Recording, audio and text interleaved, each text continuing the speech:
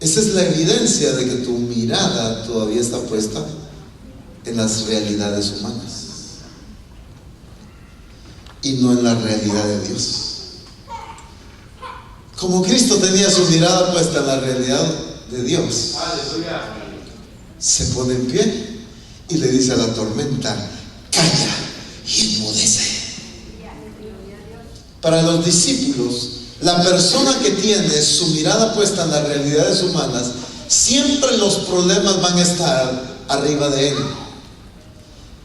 Pero la persona que tiene puesta su vista en la perspectiva de Dios, siempre los problemas van a estar abajo de él. ¡Aleluya! ¿Qué vamos a hacer? Nos vamos a morir. No podemos hacer nada, en otras palabras. La tormenta estaba sobre ellos, pero para Cristo la tormenta estaba bajo él. Calla y enmudece.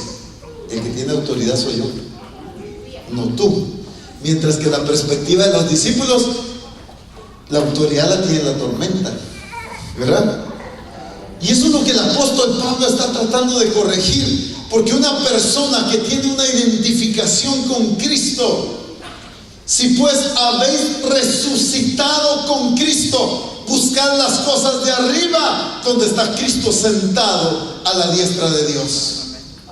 Tiene que ver con gobierno, tiene que ver con autoridad, de buscar su gobierno. Con razón Jesús decía: mas buscad primeramente el reino de Dios y su justicia. Esa es la prioridad de una persona resucitada con Cristo.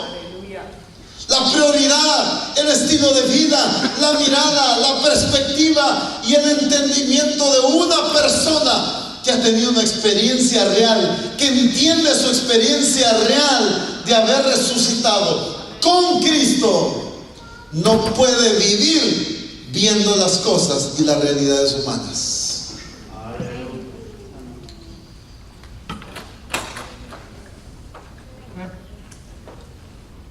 Jesús le da de comer a 5,000 y luego le da de comer ¿a cuántos? ¿A cuántos? ¿O solo fue una vez? Bueno, entonces ¿a cuántos? La segunda ocasión, ¿a cuántos fue?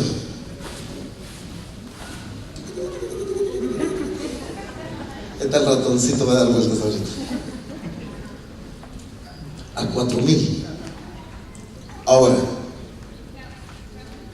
después Jesús le dice a los discípulos: tengan cuidado con la levadura de los fariseos. Y se suben a la barca y solo llevaban un pan. De plano seguro que por eso fue que nos dijo eso. Nos regañó porque solo traemos un pan. ¿Y qué vamos a hacer si solo traemos un pan? Y para Cristo ese es el problema. Y Jesús se les queda viendo. Le acabo de dar de comer a 5,000 con algo que no alcanzaba. Después le di de comer a 4,000 con algo que no alcanzaba. ¿Y ustedes creen que para mí es problema un pan? No estoy hablando de eso. ¿Por qué? Porque ellos estaban viendo todo bajo la perspectiva humana, no bajo la perspectiva de Dios. El resucitado con Cristo es una realidad, tiene una identificación con su persona, con su realidad, con su perspectiva, con su entendimiento. Como decía el apóstol Noé, por eso es que la escritura dice: nosotros tenemos la mente de Cristo. Porque el que tiene una identificación con Cristo, el que ha resucitado con Cristo, debe ver las cosas desde la perspectiva de Dios, no desde la perspectiva del hombre. Colosenses 2:20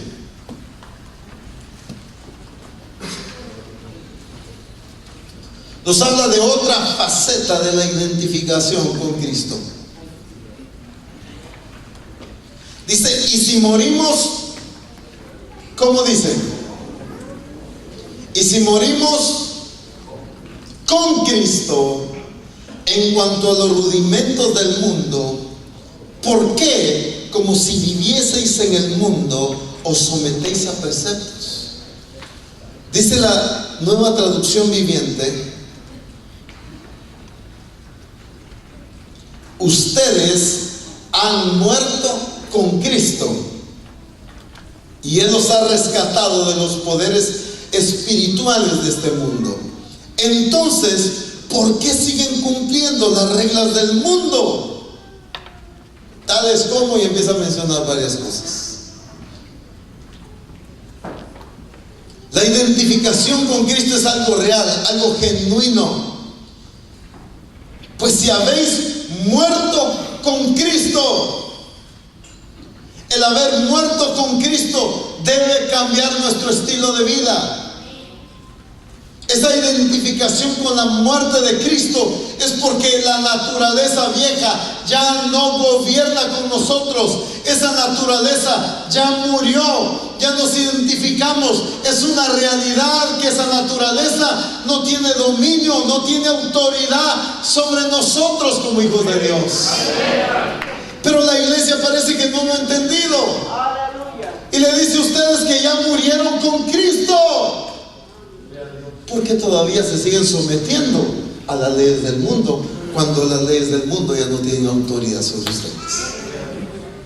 Espero darme a entender con este problema, y creo que lo entendemos muy bien por estar aquí en Estados Unidos. ¿Qué pasa con una persona que pues legalmente no tiene sus papeles en orden? Por muchos años, por ejemplo. Estamos hablando de, menciónenme una cantidad de años, 20, qué sé yo, 30 años con sus papeles no en orden. ¿Qué es lo que pasa con esta persona? ¿No es cierto que hay temor? Hay inseguridad cuando se ven policías, no digamos cuando hay la migración por ahí. Yo me recuerdo que estaba en la iglesia en Victorville y de repente estaba el tiempo de alabanza, pero de repente vi en las pantallas que pusieron retengan en la talda. ¿Eso qué será? ¿Qué tiene que ver con eso?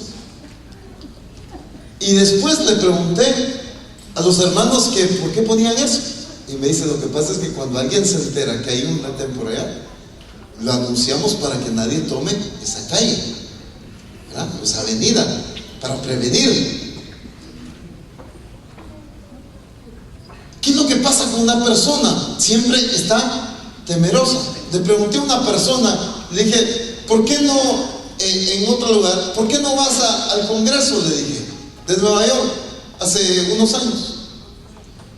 Es que tengo miedo de tomar un avión, me dijo, porque me puede agarrar la migración. Y es que tengo temor de ir en bus porque me puede agarrar la migración. Entonces todo es el temor de eso, ¿sí o no? Cuando una persona ha tenido muchas experiencias así y de repente logra arreglar su papelería y se hace residente, por ejemplo, les aseguro que los primeros días todavía sale y tiene temor. Mira un policía y cruza por otro lado. Mira uno de migración y mejor se esconde. Ya está legalmente en orden, pero todavía quedó ese temor. Y ese es el problema del sistema del mundo. Como nacimos gobernados por ese sistema, como nacimos y muchos crecimos quizás bajo esa atmósfera, bajo ese gobierno, entonces cuando venimos a Cristo todavía seguimos actuando como que ese sistema del mundo nos seguirá rigiendo. Entonces el apóstol Pablo le dice a la iglesia: reaccionen. ¿Por qué? Si ya murieron con Cristo, porque todavía siguen siendo gobernados por ese sistema, por esa autoridad del mundo, cuando esa autoridad ya no tiene gobierno sobre ustedes. Pues si habéis muerto con Cristo en cuanto a los rudimentos del mundo, ¿por qué como si vivieseis en el mundo os sometéis a preceptos?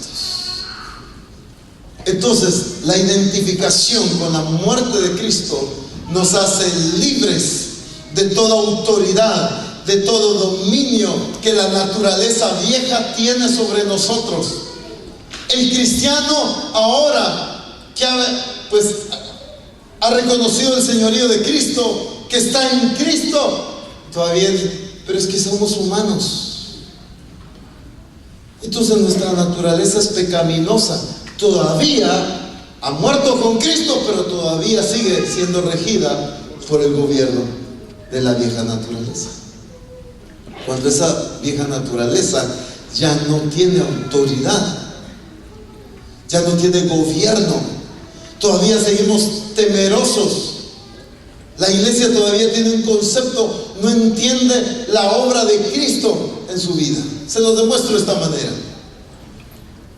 He escuchado a mucho cristiano que dice todavía, ya siendo hijos de Dios, lavados con la sangre de Cristo, y todavía dice, es que como somos lo vil y lo menospreciado del mundo. Bueno, ¿y entonces qué hizo Cristo?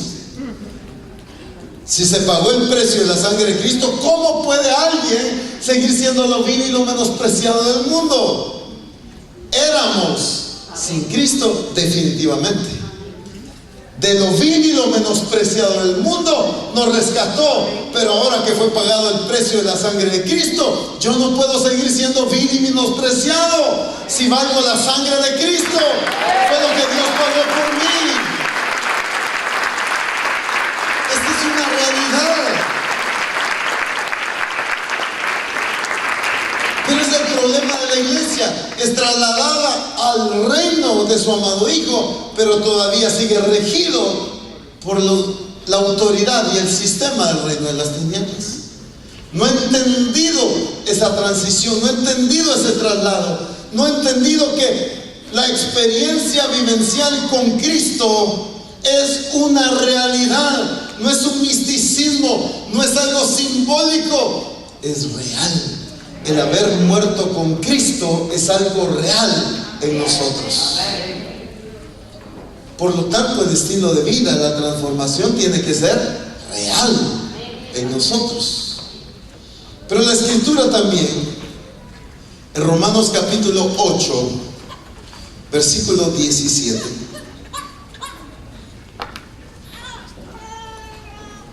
Romanos 8, 17.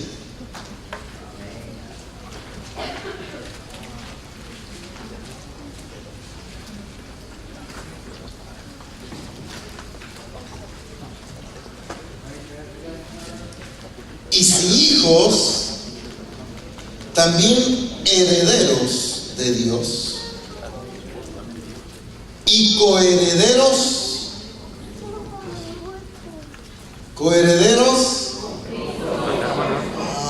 con Cristo, si es que padecemos juntamente con Él, para que juntamente con Él seamos glorificados. Coherederos con Cristo, una identificación real, genuina.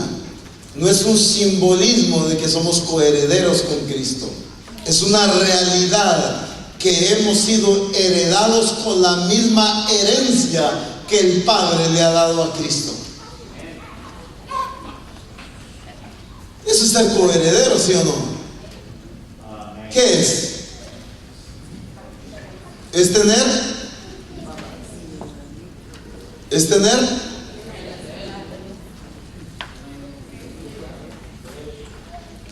A ver, ustedes tienen la revelación. ¿Qué es ser un coheredero?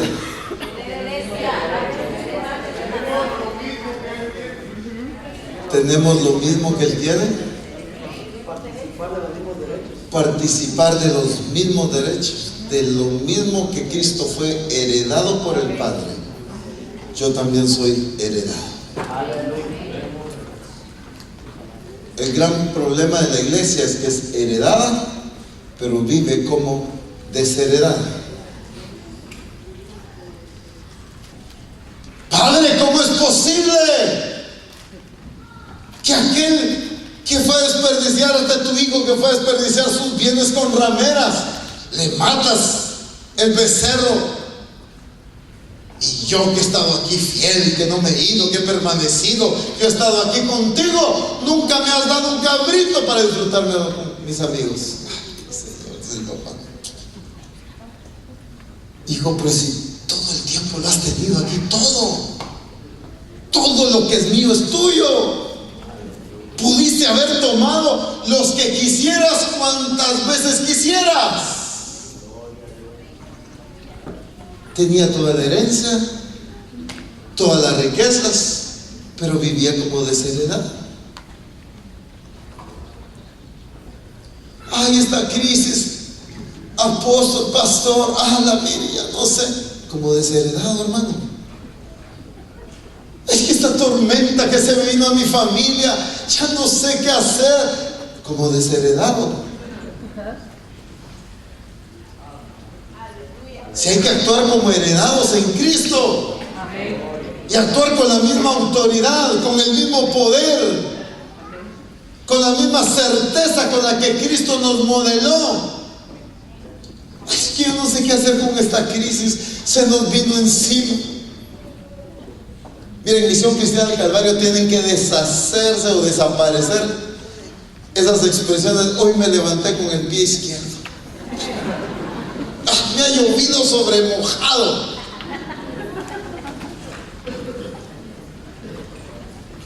Ustedes saben más, ¿no? Pero solo porque las han oído en otros, por supuesto. Así es, dice. Somos hijos de Dios. Hemos sido heredados con la misma herencia que Cristo ha recibido.